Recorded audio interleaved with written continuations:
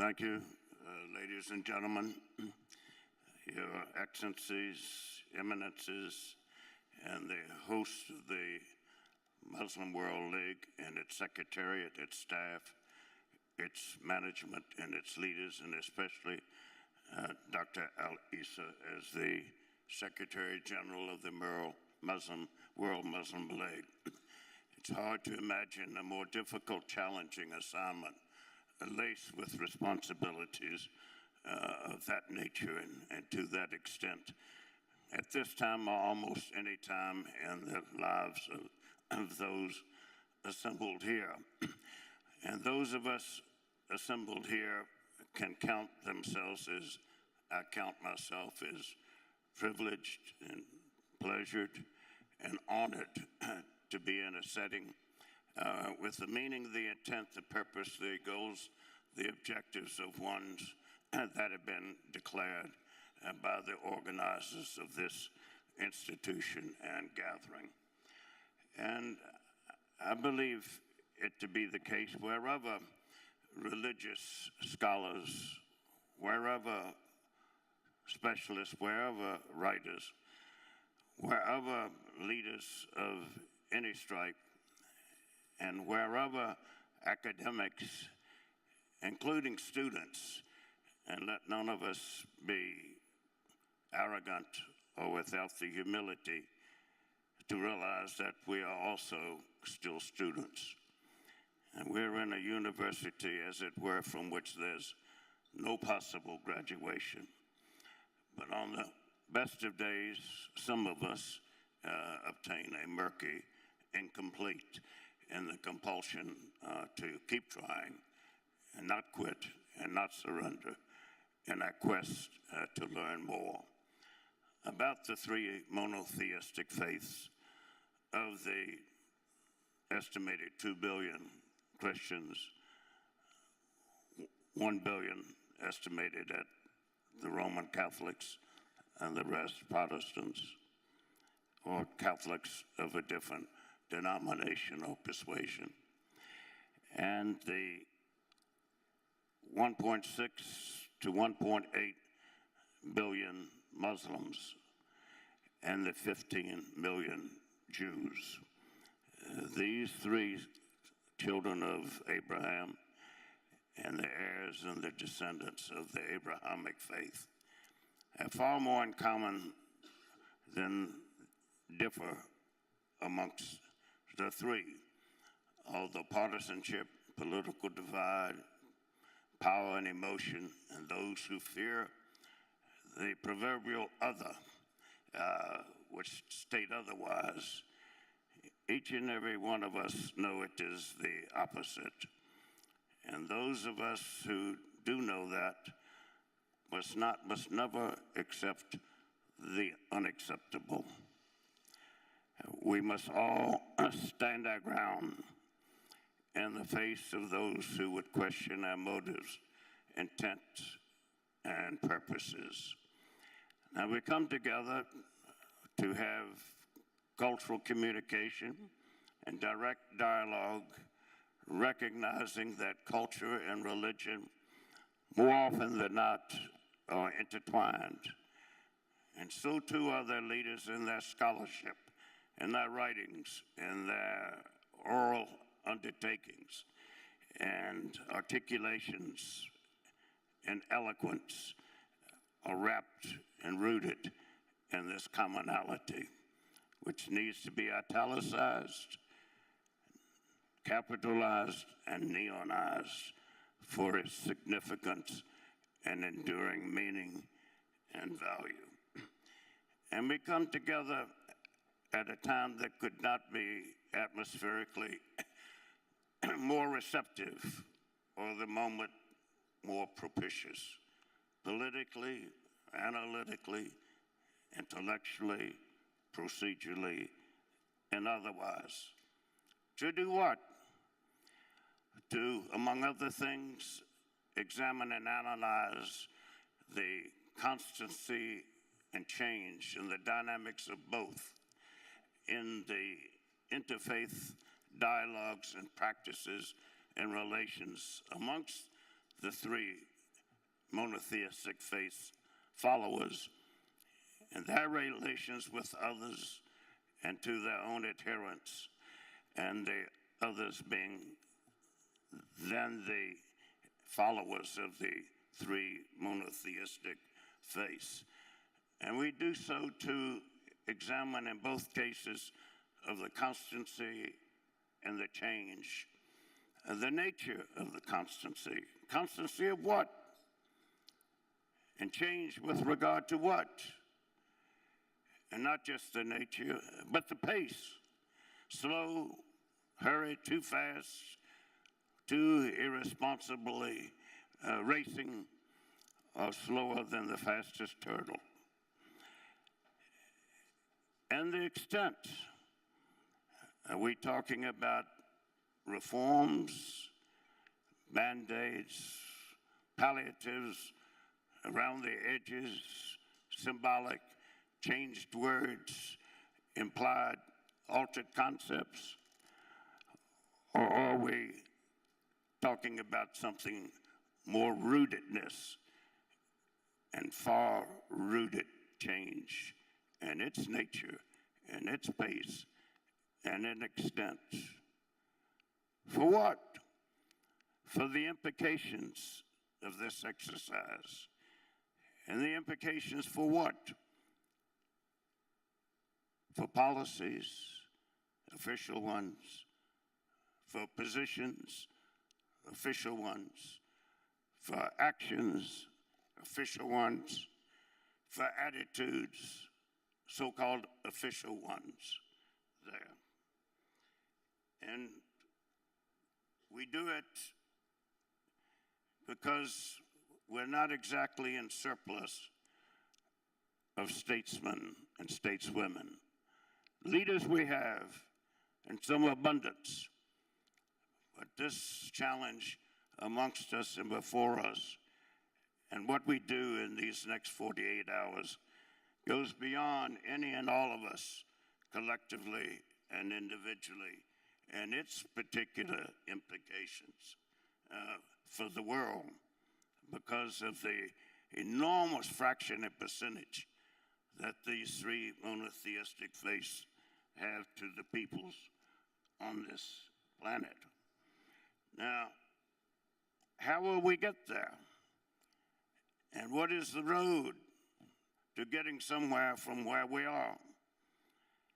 Information, of course, could not be more basic, and information here will be exchanged. It will be improved, and some things we thought were true and find to be otherwise will be jettisoned, and we'll be all the better as a result.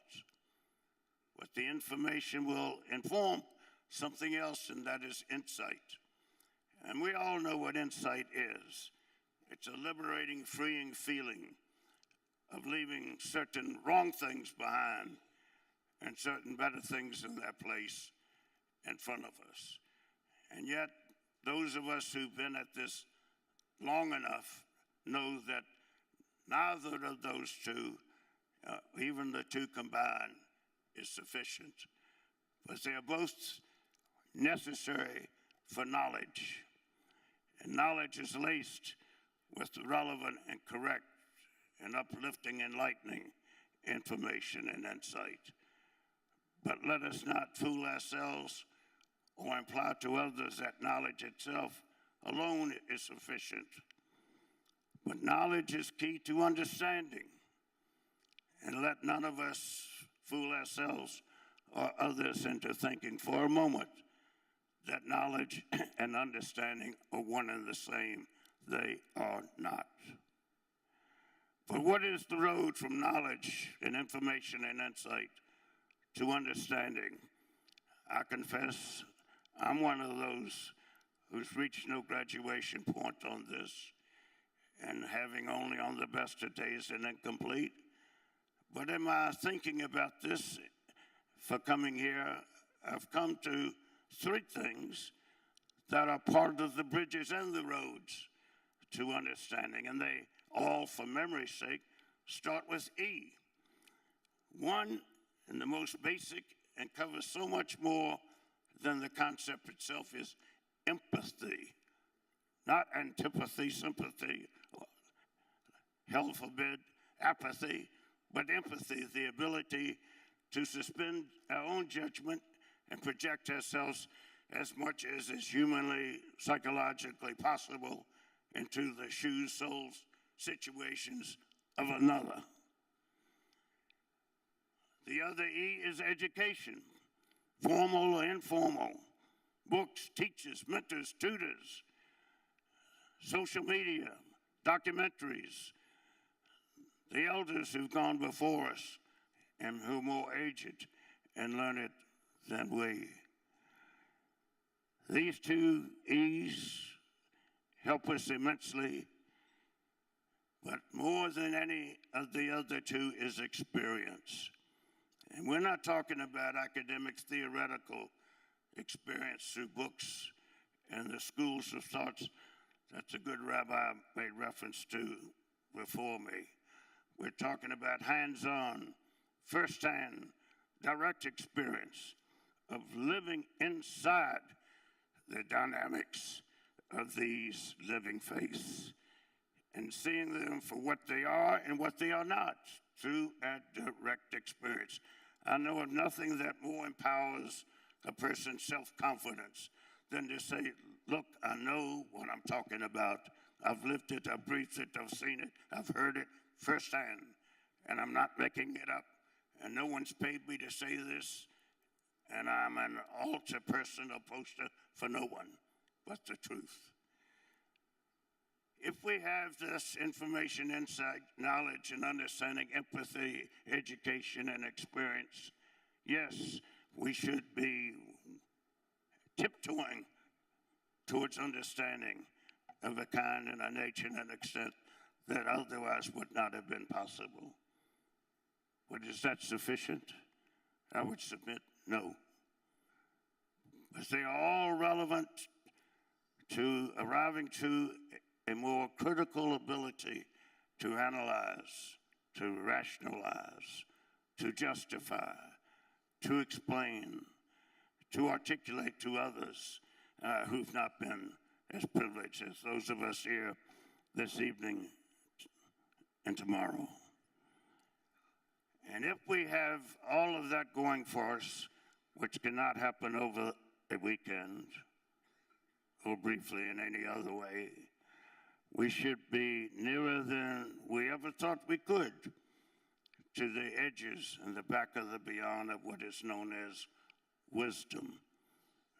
I would submit that none of us have arrived at that door yet, but we have a good feeling of what the keys are.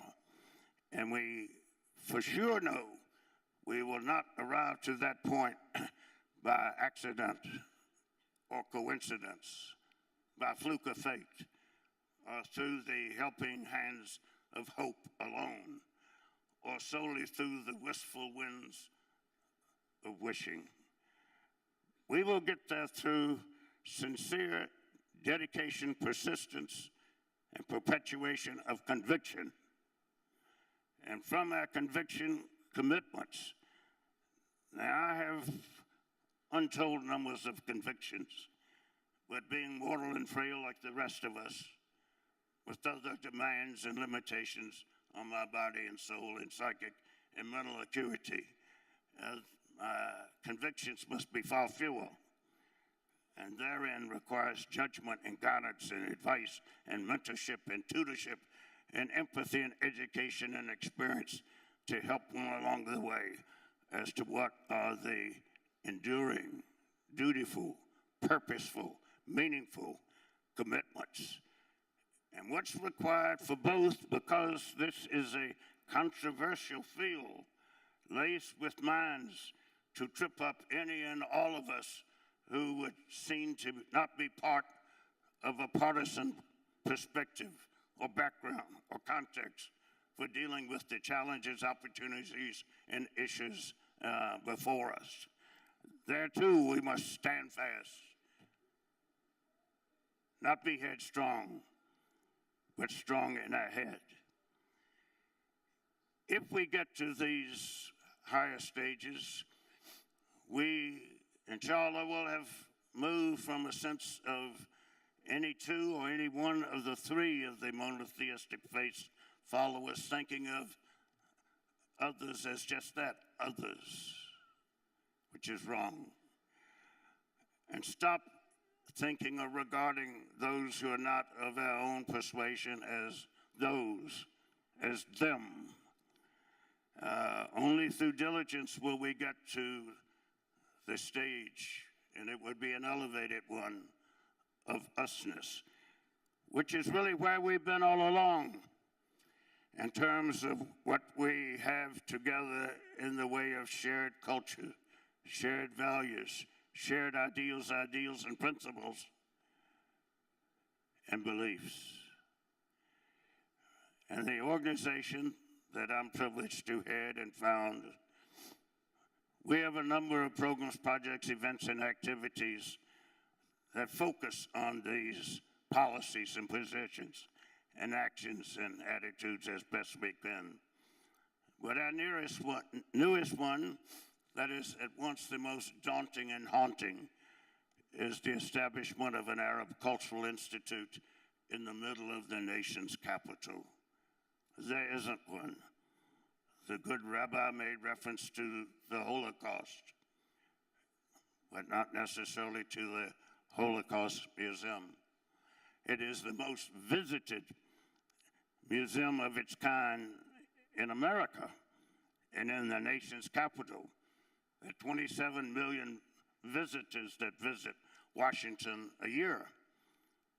If only 4% came to the Holocaust Museum, that would be 1 million. That's all it would take. There is one in Paris, and it does have 1 million visitors a year. And it's one I visited and met with the president there to try to learn from what he learned and benefit from what mistakes were made there in order to smooth and quicken and make more responsible the path and the roadway to an Arab Cultural Institute in Washington, but being mindful that Arabs are only a fraction of the Muslim faithful, and not an overwhelming fraction at that. Perhaps a quarter, pushing towards a third, but not more. We have our work cut out for us. But in focusing on Arab culture, we're focusing on Jewish culture, on Christian culture, on Islamic culture. And we will need every help we possibly can obtain by people of good faith and goodwill who believe and recognize that this is long overdue there. And the sooner it is brought into being, the sooner every member of Congress from both houses, Judiciary Committee and every other committee member will attend, as will their staff, as will every lobbyist, as will the member of every professional association, and every school teacher in the arts, humanities, and social sciences over time within a 50-mile radius, with the Holocaust Museum itself being an inspiration, and the one in Paris, and a smaller microcosmic one in Dearborn, Michigan, where not enough of the right people make the path to Dearborn, Michigan. But to the nation's capital, yes, they do make that path. And we are putting ourselves out on the limb, with head and heart and hand, to try to make this happen. We know we cannot do it alone. We will need all the help that we can get. And as we proceed, we are not yet very far along that road towards wisdom, but we know the path there too. And we know that in the process, none of us are bereft of blemish. Not one of us is devoid of defect, not a soul free from flaw. But try, we will. In a gathering like this will help mightily, as will the moment itself, mighty and momentous as it is. Thank you.